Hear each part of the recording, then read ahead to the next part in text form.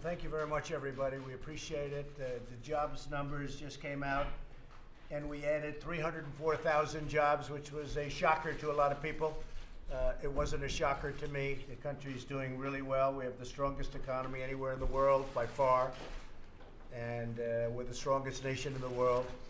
So that was really good, but those numbers were very, very impressive.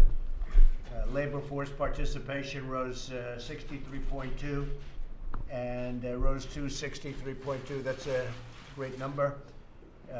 Hourly earnings rose for people working. The earnings rose. Those are numbers that you didn't used to hear very much. So we're very honored, but very importantly, we added 304,000 jobs. Estimates were 150 to 170, and it turned out to be 304,000, so that's a big, big number. Companies are reporting extremely well. Numbers on earnings have been great, and I think we are headed in a very, very powerful direction. Other countries are not doing well. Actually, that's probably, in many ways, that's one of the headwinds that we have, because other countries in other areas are not doing well, and we're doing fantastically well. So we'll take that every single time, but we'd like to see others do better. China's having a very tough time. As you know, Europe, the EU is having a pretty tough time. So I guess it makes our numbers look even more important. It makes them look even better.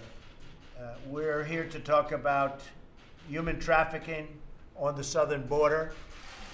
This is a group of incredible people who we've been working with in different levels and different forms, and they're going to be speaking, most of them, and telling you some stories and how we need border security. And if we don't have it, the Democrats, frankly, will be doing this country a tremendous disservice. Nancy Pelosi is doing a very, very great disservice to our country, and I think she's got to get on the ball, because we're going to have a wall that's being built anyway, but if you don't have it, human trafficking, just as an example, when you see today what's going on, people that aren't willing to do what they have to do and they know what they have to do, they're doing the country a tremendous disservice. We're here to directly, from members of law enforcement, hear what they have to say, and battling the scourge of human trafficking on our southern border and all across our nation. Much of it comes, in fact, most of it comes, some people would say almost all of it, from the southern border, which we can stop very easily. This is not something you can go through points of entry. You can't just say that you have 3 people in a car and bound up and all sorts of problems, and you can't go through a port of entry, obviously. They go through areas where we don't have a wall. So I want to thank Secretary Nielsen, Associate Chief Carl McLafferty, and Acting ICE Director Ron Vitello for joining us for this important event. It's a really important event. Human trafficking is worse now than it's ever been in the history of our world. It's a world problem. It's a U.S. problem, but it's a world problem caused to a certain extent by the internet. One of the reasons that we have it so bad is the internet. That's why it's picked up tremendously over the last 5 years, because of the internet. My administration has made the fight against human trafficking one of our highest priorities. In the past several weeks, I've signed 4 robust pieces of bipartisan human trafficking legislation. My director of intelligence, and we have a group of people that are incredible. They've elevated the human trafficking problem to the highest levels. We're watching closer than ever before. We're studying people that are doing it. We're following them. We're capturing them. But our job could be made a lot easier if we had support for what the incredible law enforcement folks do at the southern border. Our progress will be limited if we do not secure our porous border and put an end to the human trafficking and humanitarian crisis that is taking place at the southern border. It is indeed a crisis, and you know we have right now an invasion. If you look at what's going on with the caravans. It's an invasion. There are 3 caravans heading our way. If we had a wall, it wouldn't even be a problem. But we've sent 2,500 military down to help Border Patrol and law enforcement. And I have to say the military has done an incredible job, including helping us with some walls and some fences, which are very necessary. Unsecure borders give traffickers free and clear passage to transport their victims into the United States. It's a tremendously big moneymaker for some very, very bad people. In fiscal year 2018, ICE made more than 1,500 human trafficking arrests, with 97% of that for sex trafficking.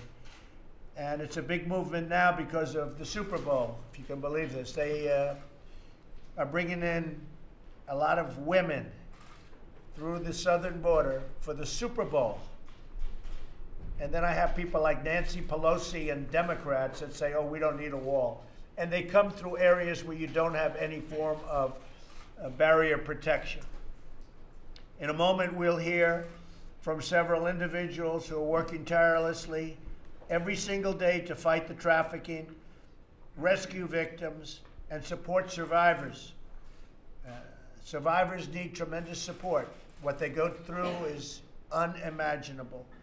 Former DHS Special Agent and Advocate Timothy Ballard, who is here, will detail one case where a 13-year-old girl from Central America was kidnapped, trafficked across a section of our border without a wall, and then horribly abused in captivity while in New York City. Taken right through a certain section where there is no wall, you can't see anything for miles and miles and miles. They could have come through anywhere they wanted. And we'd have that all filled up. It'd be very hard. Even one woman or one child trafficked is too many. But there are thousands and thousands and thousands, and it's billions of dollars of money flowing into the pockets of some very bad criminals.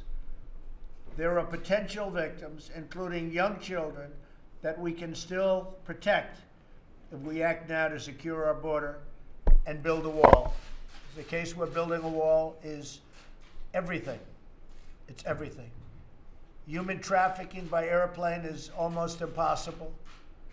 Human trafficking by van and truck and the backseat of a car, and going through a border where there's nobody for miles and miles and there's no wall to protect. It's very easy. They make a right, then they make a left, they come into our country, and they sell people. And we cannot let it go on. And the Democrats can play their game, but if you watch them at interviews, they want to get off that subject so fast because there's no way they can justify the fact that a wall works. It works so well. I watched them the other day. I watched a couple of high-ranking Democrats trying to explain that walls are not necessary, really. They're immoral. What's immoral is when people come into our country and kill innocent victims. If you look at the San Diego area, if you look at many areas where you have the wall, you look at Tijuana. If we didn't have a wall in Tijuana now, you'd have people coming in by the tens of thousands. But we have a wall. It's an old wall. It's not a good wall, and it still works. What we're building is incredible. We're building a lot of wall right now. We're renovating wall and we're building wall. And we're going to continue to build wall, regardless of what happens with this committee, which I say is a waste of time, because any recommendation that comes back to me, and I'm a very modern guy, they like to say walls are medieval. They work, 100%. And what doesn't work is technology if you don't have the wall. The technology is called the bells and whistles. And we have the top law enforcement people in the country here, really in the world, and they will tell you that without the wall, it all doesn't work.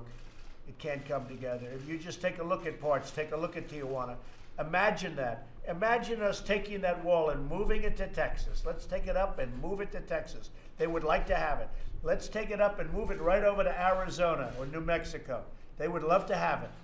They would love to have it. And you would have thousands and thousands of people. There would be nothing you could do to stop the people from pouring across. But we're here to talk about human trafficking, and this is something where people have no idea how bad it's become. Worse than ever at any time in the history of our world because of the internet.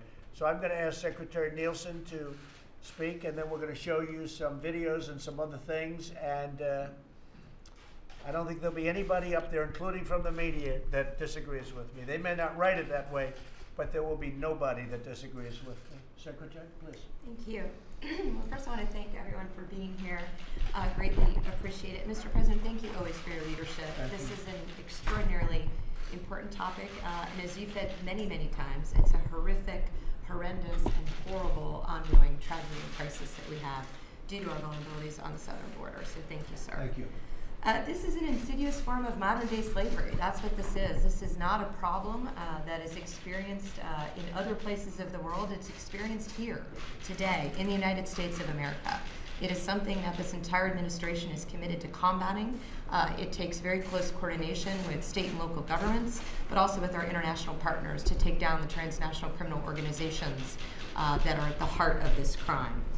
And before we turn to other people, I just want to talk a little bit about the fact that this is directly related to our unsecure southern border.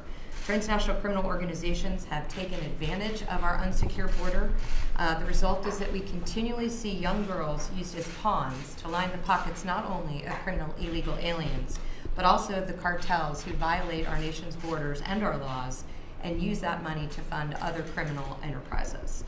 The President mentioned the Super Bowl. I just want to pause to say DHS. In addition, I'd like to thank the over 600 DHS personnel who are on the ground in Atlanta to help the state and local secure the Super Bowl. But we also continue to do our other mission sets, which includes combating human trafficking. We have made over 40 arrests, and some of the victims that we have saved, unfortunately, include underage children that have been brought in for the purposes of being sold and abused as part of Super Bowl activities. So I want to thank all of HSI for their great work continually, but also as we prepare for the Super Bowl. So before we turn to our law enforcement folks at the table, what we'd like to do is turn to Tim Ballard, who is the founder and CEO of Operation Underground, and also to Alma Tucker. Thanks to both of them for being here, the founder and president of the International Network of Hearts.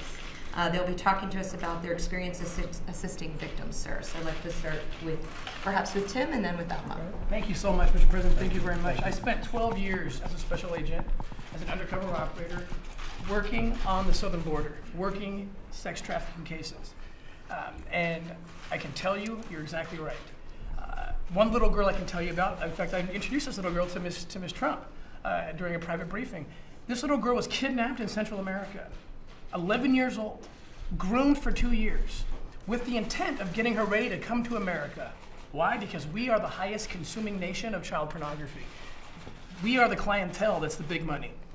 They brought this little girl through a part of the southern border where there was no wall, easily got her to New York City, and this is hard to hear, but this is the truth, and everyone needs to hear this. This little girl, and this is very typical, raped for money every day, 30 to 40 times a day. If that's not a crisis, if that's not an emergency, I don't know what is. Now let me say this, had there been a wall, had there been a barrier, this little girl likely would have been saved because the traffickers would have been forced to take this child through the port of entry where we have amazing law enforcement. I've worked with these people. These are the best people on the planet. They can detect, they have equipment, they have trained agents. In contrast, while this was happening, I was working another case. A little boy, a Mexican boy who was kidnapped by an American trafficker by a child pornographer. He kidnapped Mexican children, brought them to San Bernardino County, where he had a makeshift studio, made child porn with these little children, 5 years old. This little boy was kidnapped in Mexicali, Mexico, where there was a wall, where there is a barrier, and so he was forced to take this little boy through the Calexico port of entry, and guess what? It worked. We captured him. We rescued the little boy and subsequently rescued 12 other children in San Bernardino, California. The difference between those two cases is 2 + 2 = 4. The wall was the difference. The wall rescued this little boy, and the lack of a wall caused this little girl to go through a hell that is indescribable, that is not manufactured. It is a real crisis. It is a real emergency. And you have many thousands of people like this. Thousands. This is happening all the time. We work in Mexico. We have done several operations. I've just met with the Secretary of State, their equivalent, Olga Sanchez, just last month about this. We are having to do operations in Mexico, our foundation, working with law enforcement, to essentially become the wall, because there is no wall. We're forward deployed. It's like trying to catch flies with chopsticks. It works. We can make it work. But if we had a big, fly swatter, which is the wall, that'd be a lot better. Yeah. It stops it. That's great. Thank you very much. I appreciate it very much. Please. Mr. President, thank you for the opportunity to actually put a face to this horrible epidemic situation that we live in, called human trafficking. We are international network hard, and we represent more than 50 organizations fighting for both sides of the country together against human trafficking. And we realize that not only the kids needs to be rescued, also provide services. And this is why we have 2 shelters, one for boys and one for girls. And we know also that they said that the mayor is from 12 to 24 years, they're vulnerable.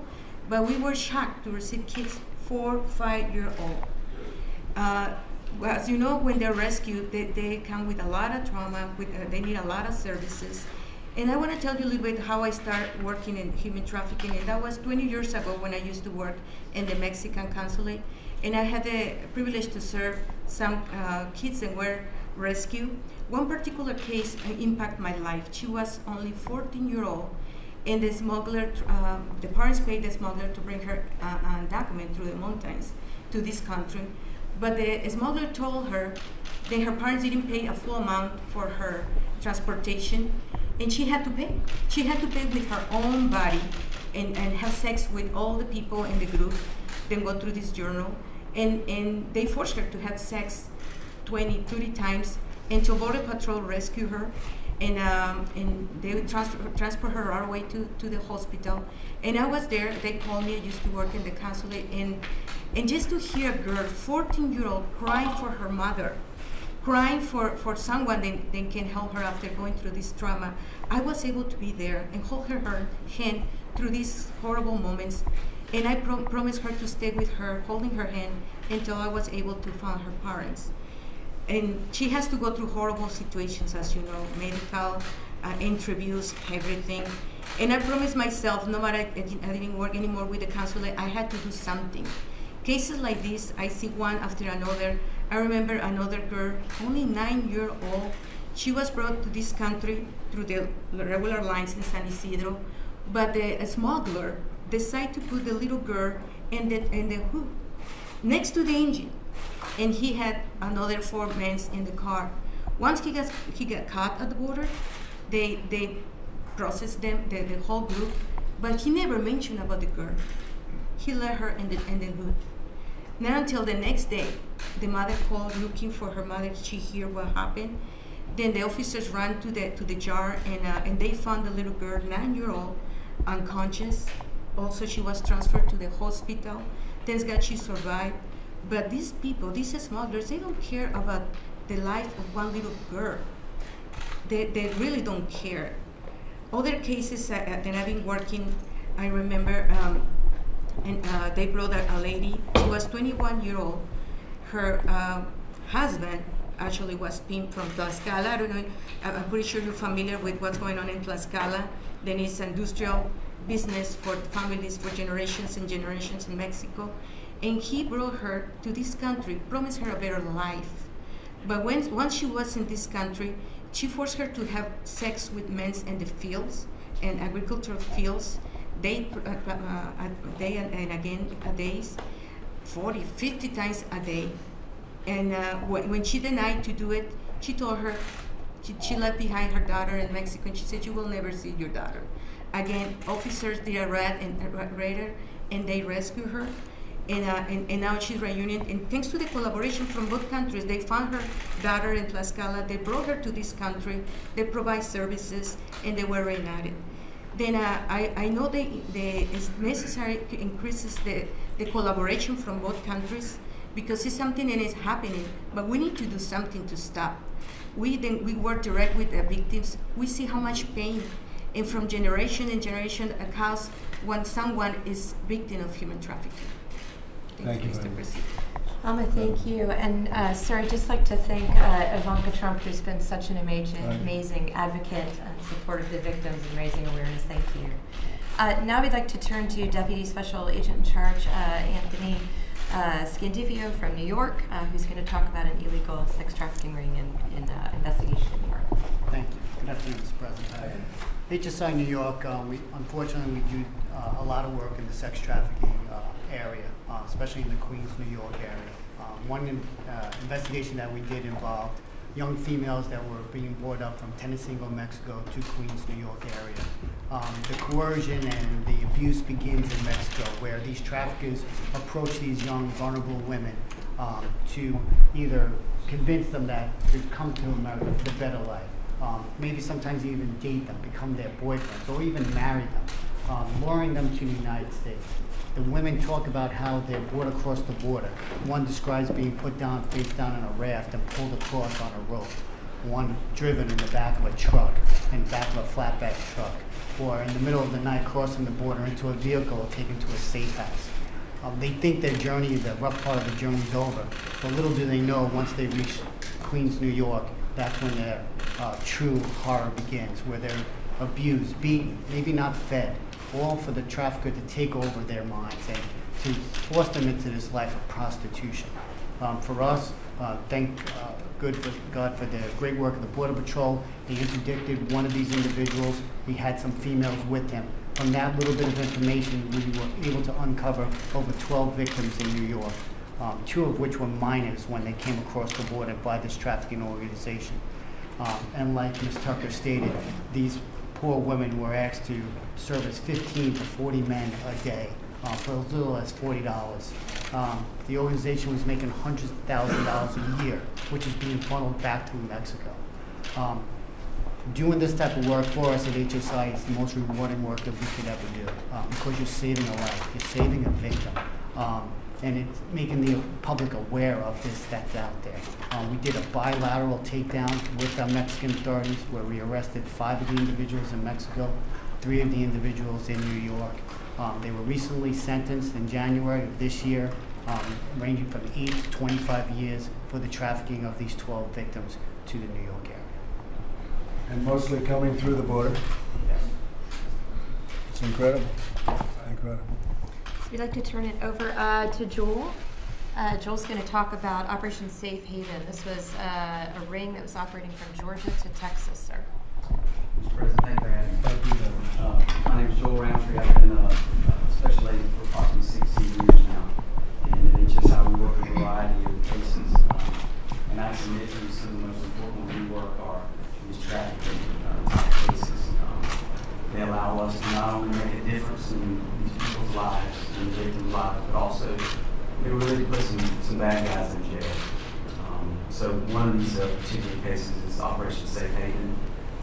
I'm out of Savannah, Georgia office, Homeland Security, and we uncovered a sex trafficking circuit there that was operating in Georgia and also in 9 other states, including North Carolina and Texas. They had recruiters, very similar to what we've heard here today already, operating in foreign countries, and would lure these girls, mainly uneducated and from poor backgrounds, into the United States with the American dream that so many people have. And when they get here, it's really a nightmare. These victims that we interviewed as a result of our case told us, and I'll just use their verbiage, that they were taken and broken in houses prior to being put on this 20 brothel circuit that we were able to take down at the end. They described how they would be forced to service up to 30 men per day at these brothels, where they'd work for 1 week, and then at the end of their week, they were transferred to the next one. And it was just an endless circuit that they stayed on. We conducted investigations for approximately 18 months.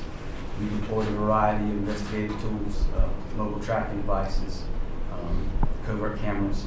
All this led to wiretap affidavits where we intercepted communications occurring over telephones utilized by members of the organization. That in turn led us to a federal indictment in the District of Georgia of 40 individuals And they ranged at every level of this organization, from the customers that were at the brothel to the transporters to the traffickers. We were also able to arrest 36 of those while rescuing 15 of the victims out of these brothels. They were provided services by our victim assistant coordinators in their areas, including food, clothing, shelter, and the like. So we considered it pretty successful. Great job. I've heard you do a fantastic job. Thank you very much. Appreciate it. Thank you, Joel. Now we'd like to turn to Carl, and sir, this is particularly horrific, what Carl is going to describe. There are some parts of this that are law enforcement sensitive, so he will keep it at the appropriate level. But what he will describe is the child recycling ring that we have previously talked about. This is a crime, sir, where smugglers take children and they bring them again and again across the border to enable other criminals to enter our border under the loopholes in our laws. So, Carl, please. Thank you, Secretary. Mr. Thank President. you. As you know, 2008 of October was the first time we ever had more family units than single adults apprehended. So the family unit issue has become something of a crisis for us. In Yuma, Arizona, we were catching groups of Guatemalans, family units, turning themselves into border patrol, crossing around the fence ends. And our agent started looking into it and found that some of the sponsors, after they were released, were the same person, the same address, the same phone number. So they reached out to HSI in Charleston, South Carolina, where these people were going. HSI looked into it, said, yeah, there's something going on here. Why don't you come out and do this case together? They went up to Charleston, followed a group that actually got released. They were picked up by the sponsor. Immediately after that, the smuggler pulled over and put a bag of trash in a dumpster. Agents recovered that. Inside was their ankle bracelet, their legal documents, already discarded by these sponsors, which ended up being a smuggling organization. They investigated this case, were able to tie this back to a larger group that was smuggling Guatemalans into South Carolina and other places. Out of this, they were able to get 8 indictments and 11 warrants served, resulting in 24 illegal aliens apprehended. And one of the indictments was a woman who was being paid $1,500 a child to take the children back to Guatemala who were not part of actually the family unit. So she claimed to doing this 13 times. And so we found out they were recycling these children. They would bring them up, smuggle them, part of a family group, recycle them back to Guatemala, put them in another family group, and come back out. So this was, obviously exploitation of these children. Thank you very much. Thank you, Appreciate Carl. it. Thank you very much. And now we'd like to turn over to Amy Allen, sir. She is an ICE victim advocate. I had the pleasure of hearing a brief from her a couple weeks ago. She is a very powerful part of what we do to help the victims and survivors. And I'd love for her to give you a little bit about what she does. Thank you. As working with HSI in Division 4, there's a component there called the Victim Assistance Program, and I'm part of that, along with 26 other victim advocates that sit in all of our offices. As a forensic interviewer, my job is to investigatively interview alongside with an agent a victim of human trafficking and child exploitation. I've done over 6,000 interviews in my career. This is all I've done for 25 years. I think when we sit here and we talk about the rescue of victims, our minds turn to how that actually happens. And with HSI's investigative efforts, a lot of our leads to seek these rescues come from financial institutions, the community, schools, and our local law enforcement partners. These women don't necessarily have access to 911. These women don't always identify as a victim based on the coercion and the manipulation that's being done by their traffickers. If we had access, or if they had access to 911, obviously we would serve them quicker, but we're identifying them and then really wrapping services around them in order to, if you will, bring them to Team America. We want these victims to be stabilized. We want them to be healthy enough to allow us access to investigative information that they can provide so that we can prosecute the offenders and the controllers and the traffickers that are keeping these women working and laying down 20, 30, 40 times a day. So my job is to work alongside the agent when we identify this victim and, again, make sure that that victim is interviewed in a way that's not blaming. We certainly don't want to ask victims of human trafficking, how many men did you have sex with? Each day, we want those women to be met with non-blaming language, such as how many men had sex with you. You know, this is not their fault, no matter what they look like, no matter how they're dressed. You know, our idea of them or what our community thinks of them when they're being controlled and coerced into this kind of an environment, it's our job to help identify that and then, like I said earlier, to rescue them. So we look for additional support all the time in our program because, again, the outreach that we do to the community and to the people that are really have their eyes and ears there to identify them is important to us. You know, our Blue campaign that is run by HSI and ICE, the slogan is hidden in plain sight. And I think that's such an important slogan to have because these women are among us. Obviously, when you talk about the Super Bowl, we talk about women that are there. There's other people there that need their eyes and ears to help identify that, but they are hidden in plain sight. And so our outreach efforts and the victim assistance efforts that we take every single day to help identify them and support them really will bring to pass additional prosecutions and support for them. Thank you. Thank you very much.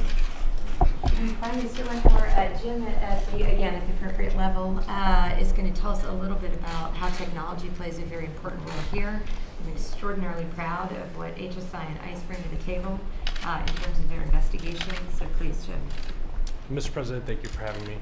I want to talk about HSI's role in using technology to fight these types of crimes. We're definitely a world leader in applying technology and in doing victim-centric investigations. I founded our HSI's Child Victim Identification Program and Laboratory back in 2012. I've dedicated my career to identifying and rescuing victims of these horrendous crimes. In doing so, we apply several different pieces of technology. I actually have some demonstrations here for you. So one of the things that we do quite often, and what you see here is a sanitized image of an offender's hand abusing a victim that we've removed from this image, but in that image, we were able to pull the fingerprint of the subject from that image and necessarily identify that subject through the fingerprint. We routinely do this now.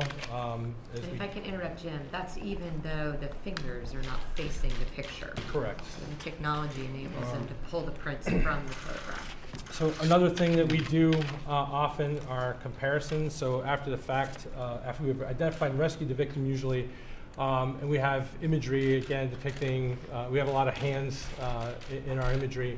So this is a case of having individual's hand from the abuse imagery and then having exemplar images from a search warrant photo and using the dermatological markings from that person to be able to draw the inference that it is the same person. And so we do a lot of comparisons, and pretty much anything that can be photographed or depicted in imagery or video, we can do a comparison of, as long as we have an exemplar. In this case here, this is use of some creative technology, but also some external expertise. So here we have a child depicted in an outside environment. That child is horrifically abused in imagery and video that we have seized, as well as some of the non-abuse imagery. So what we did is we sanitized her away from the image, so we just remove her using different image editing tools. And what we did here, we noticed that there's some plant life, there's flora and fauna. In the bottom right, in the red circle, is what's called a dwarf palm. We then, with the National Center for Missing and Exploited Children, a strong partner of ours, we submitted this image to the Smithsonian Institute, and an expert in flora and fauna was able to tell us that that plant is only going to be in the areas in green that you see on the map here, primarily Southwest United States and Florida. Using other imagery from that, there was a playground. We worked with the playground manufacturers and with certifying bodies of playgrounds throughout the United States. And through that, we're able to identify that that specific playground was just outside of Houston, Texas. That allowed us to focus on a specific neighborhood in Houston, Texas. And within hours, we identified that child and apprehended the offender and rescued that child from horrific and ongoing abuse. The rest of my briefing is law enforcement sensitive, sir. Okay, that's fine, Chief. Thank you very much. You do a great job. We appreciate it. Kellyanne, do you have anything to say? Sir, thank you so much, and Secretary Nielsen and Ivanka Trump for just convening us and allowing the press to come in, because so many times I just think Americans are not hearing the basic facts and figures, not appreciating the tragedy that so many of these young victims endure day in and day out, and really the very brave and important work of the men and women around this table and all that they represent, all the people that they represent, start coming fast on the heels of the largest seizure of fentanyl by the Border Control in our nation's history. Yes, through a port of entry, but that's what we know about. It's all the things, as you hear here, that we don't know about. The perilous journey that people are taking, that they're forced into. And I think this is exactly why you're asking for a physical barrier as the centerpiece of a larger immigration reform package. Something that people cannot drive through, walk around, crawl under, or climb over. Something that keeps the likes that we've heard today out, keep them on that side of the border, or let them come legally. Keep the drugs out in human trafficking. We want these young girls and boys to have a better life, and it's not going to happen if people feel like they can just drive them over the border and into Queens, New York, as you heard today. So thank you very much for your leadership. I really hope the Democrats will see this as a nonpartisan issue, looking for bipartisan solutions. That would be nice. Ivanka? Well, I think we heard some incredibly powerful stories today, and I do think for so many people this is viewed as an international issue. And to hear the stories around this table and to realize that this is happening in our country. This is happening every day, whether it's Atlanta around a major sporting event like the Super Bowl, or whether it's just through the course of the day. This is very much an American issue as well as an international issue. Timothy, as we were both on the Hill championing for the passage of anti-trafficking legislation last year, I met with the young girl that you mentioned. And nobody can meet with a survivor and not be deeply moved and feel deeply passionate about the issue of human trafficking. So I'm so grateful for the work of the NGOs and law enforcement community. Thank you, Secretary Nielsen, for all that you're doing on this front. And of course, thank you, Mr. President, for highlighting this issue, because it is the gravest of human rights violations. Thank you very much, and thank you to everybody. It's a big issue and a very important issue. We're going to strengthen up our southern border. It should have been done 30 years ago, 40 years ago, 20 years ago, 10 years ago, 5 years ago. It's a disgrace. It's a disgrace. And now you have problems even with, I understand yesterday, even people from Venezuela want to come through. Everybody wants to come through. Part of it is the success of our country, but we're going to keep our country successful. And we want people to come in. It's so important to say. We need people. We have a lot of companies moving in. A lot of companies are moving back into the United States that never thought they'd be moving back, and we need people. You see that with the jobs numbers. We really need people. But it has to be through a legal process and a process of really of merit. But we do want people coming into our country. They have to come in legally. I just want to thank everybody for being here. What you go through is incredible, and the job you do is incredible. Few people could do what you do. And we want to try and make it easier for you, or another way you could this way handle more of the incredible work. Because no matter what we do, it's not going to stop, but we can reduce it incredibly by tremendous numbers. So I just want to thank everybody for being here, and we're very proud of you, very proud of the job you do. Thank you very much. And Madam Secretary, thank you very much. Really great. Mr. President? Yeah, please. Mr. President, why not just go ahead and do the national diversity now?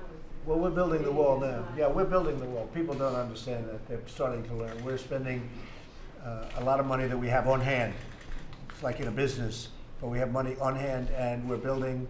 I would say we will have 115 miles of wall, maybe a little bit more than that very shortly. It's being built. Some of it's already been completed, and in San Diego, if you look, it's been completed. It's really beautiful, brand new. We have other wall that's under construction, and we're giving out a lot of contracts. So we're building the wall. It's getting built one way or the other. Is there another option besides the national diversity? We are doing things right now. I mean, we're building it with funds that are on hand. We're negotiating very tough prices.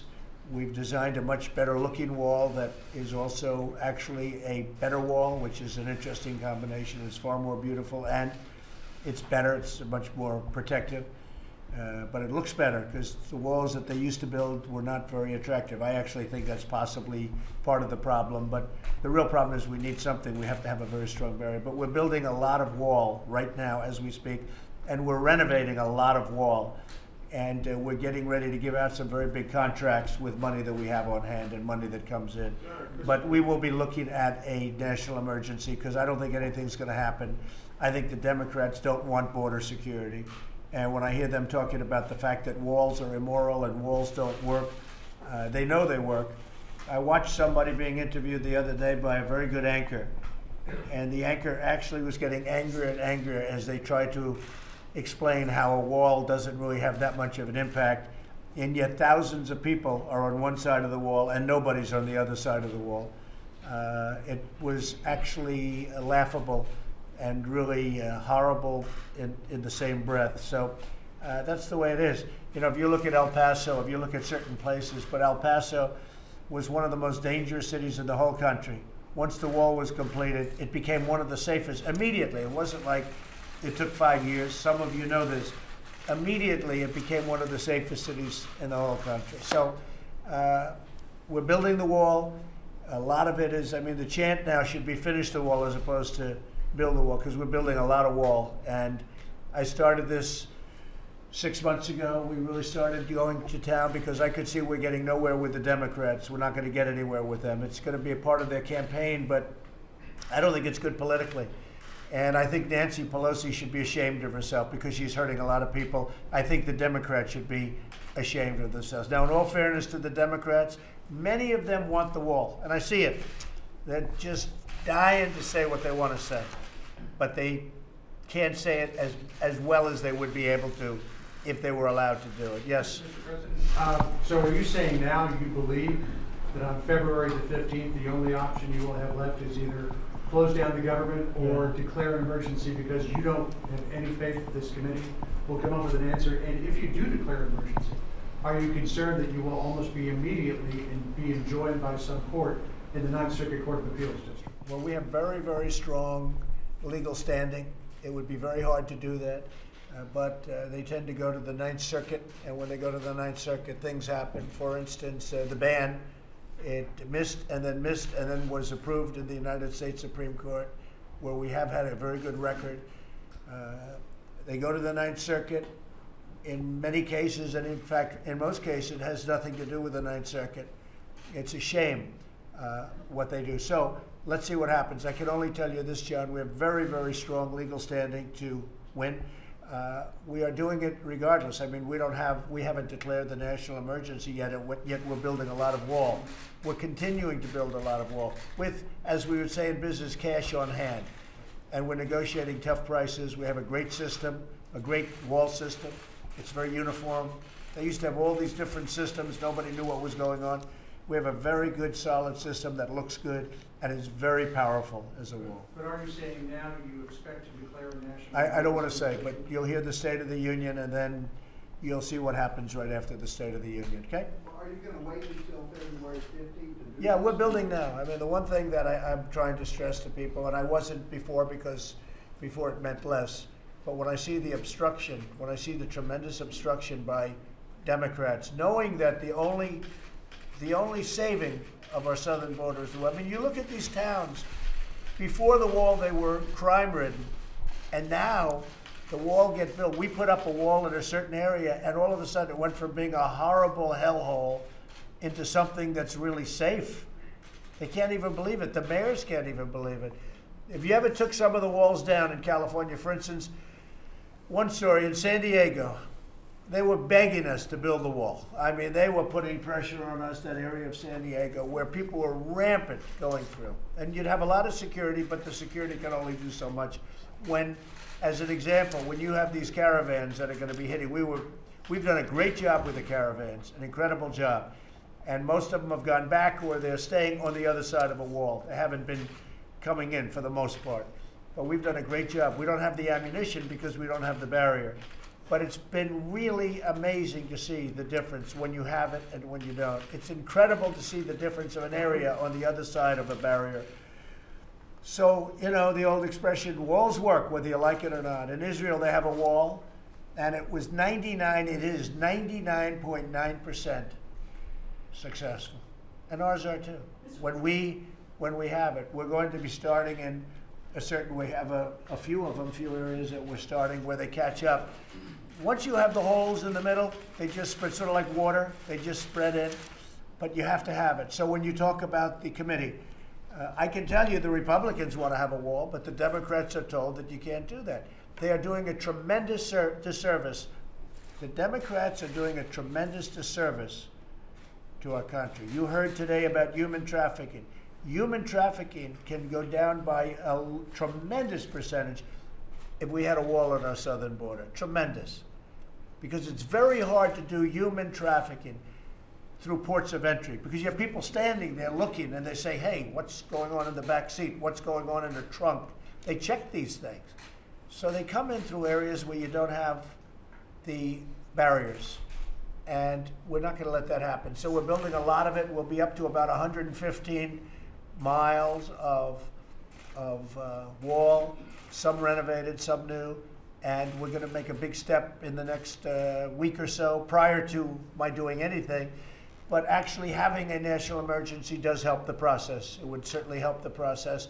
What would help a lot would be if the Democrats could actually be honest and to prove they're not being honest.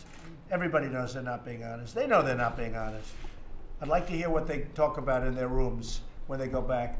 And I tell you what, a lot of pressure is being put on by Democrats, being put on their leadership. Tremendous pressure is being put on because they cannot justify not having a barrier between our country and Mexico. Mexico just came out yesterday, numbers were just released. 38,000 people were murdered in Mexico, up like an incredible amount, 30% or something from the year before. 38,000 people were murdered in Mexico. It's one of the most, unfortunately, unsafe countries in the world. We need a protective barrier for our country. And that doesn't include Honduras, who we are not happy with, and we're looking very seriously at taking away all funding.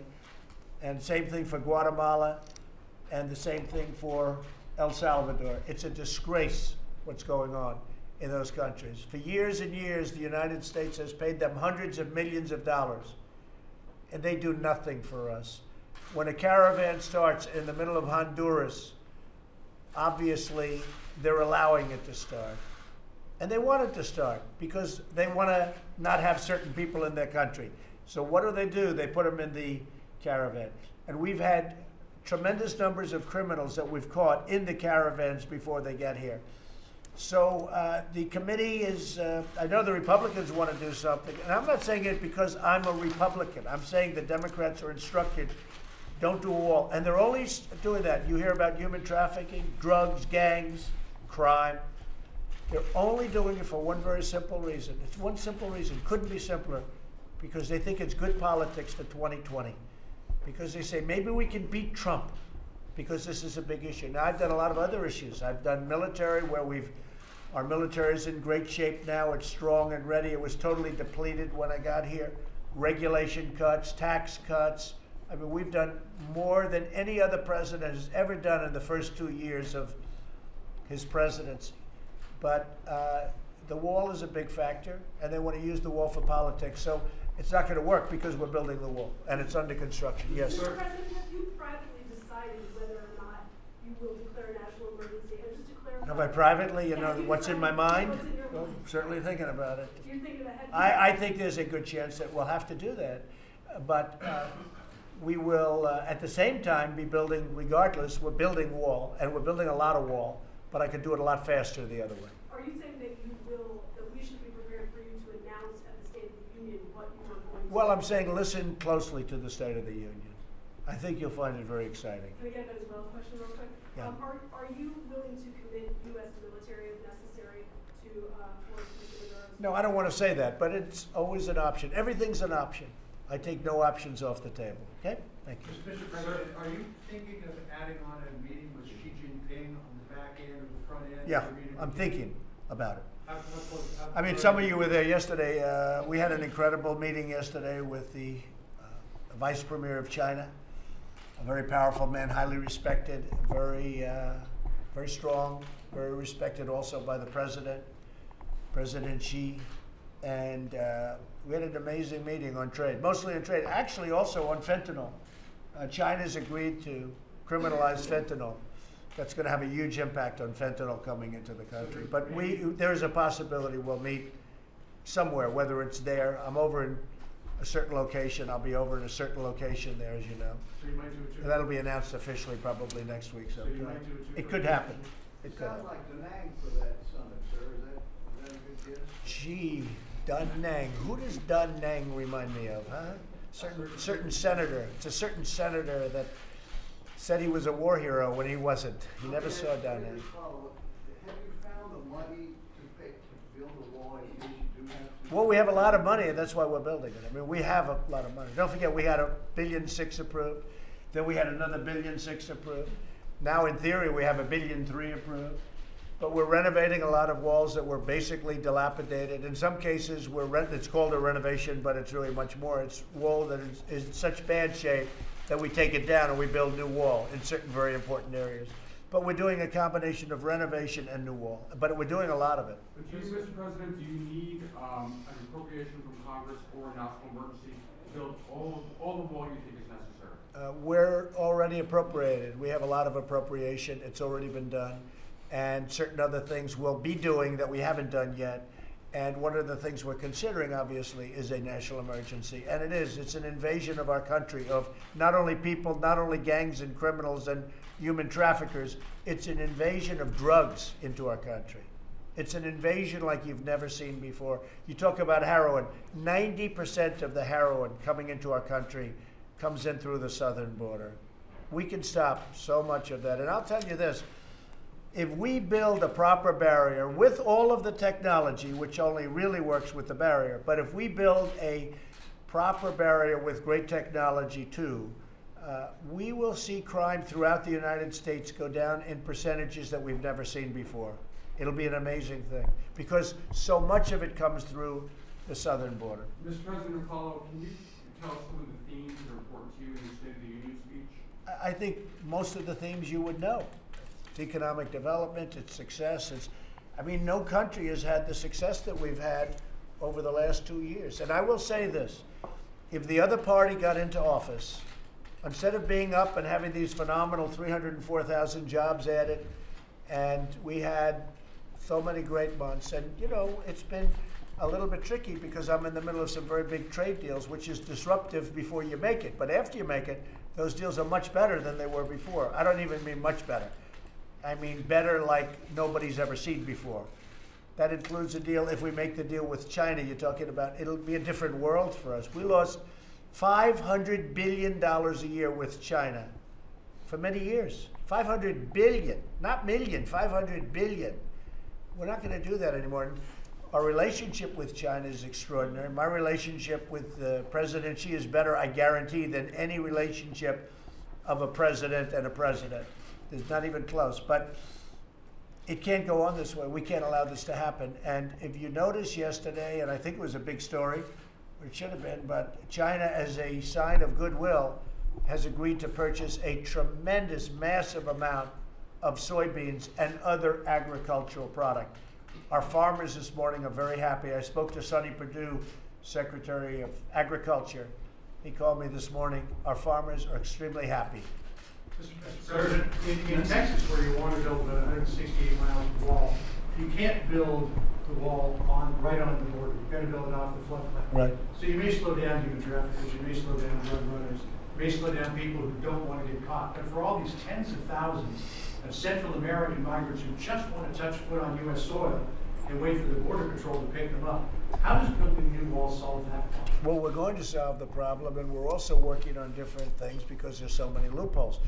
You're right. Touch the land, all of a sudden it's a catch and release deal. They go into the country, and in some cases, if they're criminals, they're released into our country. It's a ridiculous thing. It's a loophole. And if you look at the visa lottery, and if you look at all of these other chain migration, we have to fix all of it, John. It's very important. The wall is the most important thing by far, but we have to fix the loopholes. You're 100% right. Okay, yeah. Nancy Pelosi says you're risking an arms race with Russia today. What's your answer? Say it again? Nancy Pelosi says you're risking a new arms race with Russia. What's your answer? Honestly, I don't think she has a clue. I really don't. I don't think Nancy has a clue. And I see that when she says walls are immoral.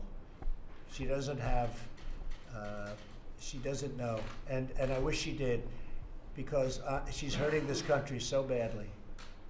It's all rhetorical, not delivered well, but it's all rhetorical. She's hurting our country very, very badly, even with statements like that. Okay, thank you very much, everybody. Press, let's go, make our way out. Keep moving, let's go. All right, guys, let's go. Move, let's go. John, let's go. Go ahead.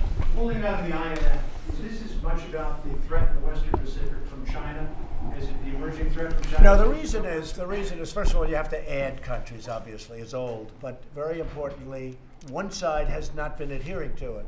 We have, but one side hasn't. So unless they're going to adhere, we shouldn't be the only one. I hope that we're able to get everybody in a very big and beautiful room and do a new treaty that would be much better. But, because certainly I would like to see that. But you have to have everybody adhere to it. And you have a certain side that almost pretends it doesn't exist, pretty much pretends it doesn't exist. So unless we're going to have something that we all agree to, we can't be put at the disadvantage of going by a treaty, limiting what we do when somebody else doesn't go by that treaty. Okay? Thank you. Thank you very much, everybody.